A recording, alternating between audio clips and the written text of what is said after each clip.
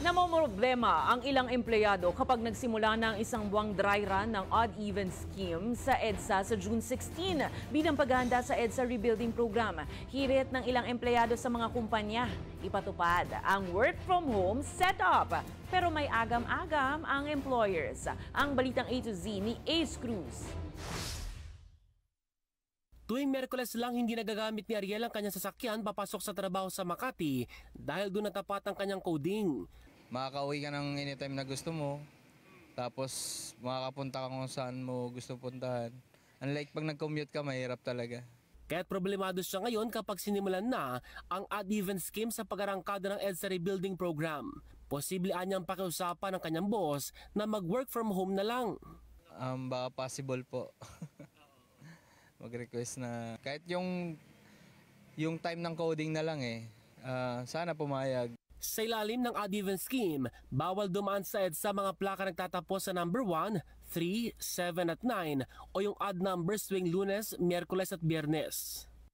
Ang even numbers naman o 2, 4, 6, 8 at 0 ay bawal naman dumaan sa EDSA tuwing Martes, Huwebes at Sabado.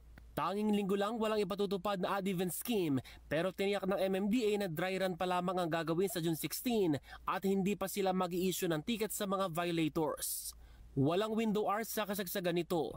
Exempted naman sa polisiya ang mga motorsiklo, transport network vehicles, taxi, pati ang mga hybrid at electric vehicles.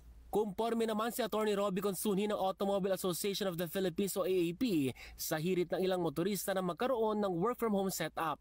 In any combination, every day, every other day, once a week, there is always going to be a contributory reduction in traffic while EDSA rebuild is going on and in the long term, the whole Metro Manila.